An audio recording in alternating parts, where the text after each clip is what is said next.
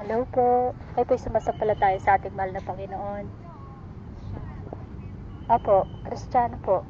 Kristiyano din po ako. Gusto ko po ako ay ginagawa ko lang po yung lahat naman po tayo may tawag, may calling, ano po. So ako po ginagawa ko po yung aking way. Ayun. So naway magtagumpay. Ayun. Ano po yung gusto ko magtagumpay. Thank you Lord Jesus. At okay lang po na ipag-pray ko po kayo. Ako po ay nagbibidyo ano po, dahil rin po yung patotoo na kung ano man pong gawing himala ng ating Diyos Ama sa inyong buhay. At least meron po akong patotoo na talagang nangyari po yun. Ano po kasi biglaan minsan po eh. Hindi ko rin po akakalain. Ako man po ay namamangha pagka biglaan po na nangyayari po yung himala. Ano po. So, kayo po may nararamdaman sakit. Pa?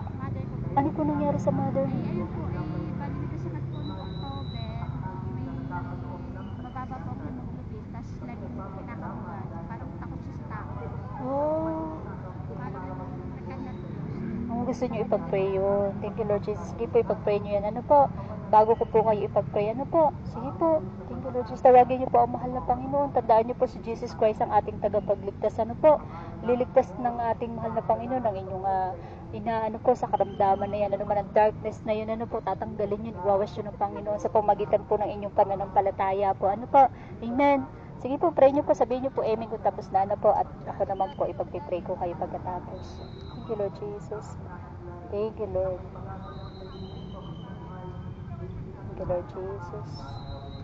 Thank you Holy Spirit. Thank you Lord.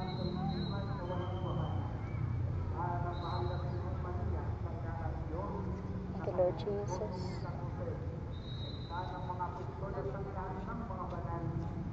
Ayan, ako naman po. Lord, nilalapit ko po ang kapatid kong ito, Panginoon, sa inyo pong Panginoon, sa pamagitan po ng kanyang pananampalataya, sa kanyang prayer. Naniniwala po ako, Panginoon, na narinig niyo po ang kanyang prayer, Lord. Naway pagkaloob niyo po, Panginoon, sa kapatid kong ito, yung kagalingan po ng kanyang magulang, Panginoon. Sa ano man ang darkness na yon na nagpapahirap at bumabalakid sa buhay po ng kanyang magulang, Panginoon. Mawala na yan po sa pamagitan po ng inyong kapangyarihan. In mighty Lord Jesus' name, bigyan niyo po, Panginoon, ng peace and joy ang family na ito, Panginoon. In mighty Lord Jesus' name. Holy Spirit, in mighty Lord Jesus' name. Thank you, Lord. Have your way, Holy Spirit. Thank you, Lord Jesus.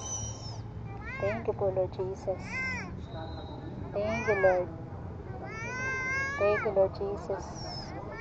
Peace and joy in Jesus' name. Thank you, Lord Jesus. Thank you, Lord. Thank you, Lord Jesus. Thank you, Lord. Thank you, Lord. Thank you, Lord Jesus. Thank you, Lord. Thank you, Lord Jesus. Thank you, Lord. Thank you, Lord. Thank you, Lord. Peace and joy in Jesus' name. Mula ng darkness na yan in Jesus' name.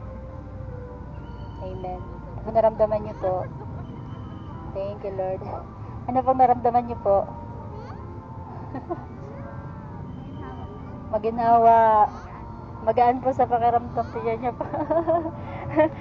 Hindi pa ako yun po, yung presence ng ating mahal na Panginoon po. Amen. Kaya, thank you Lord Jesus. Thank you Lord. Hello po. Opo. Pwede niyo po ako, kung halimbawa pong kailangan niyo po ng live or ano po sa internet, kuha po kayo ng isa. Ayan. Pwede niyo po akong panoorin o yung mother niyo na may sakit, pwede niyo papasukin sa live. Ano po, sasabihin niyo po kung ano pong nararamdaman at yun po ay pagkakaloob ng Panginoon na siya ay tuluyang gumaling. Ano po? Amen. Ayan. Bless po. Ginamit mo ko. Galing ako pero bigyan pa ko ng isa. Wala na, as in totally wala na sakit. Wala na yun, wala na. Wala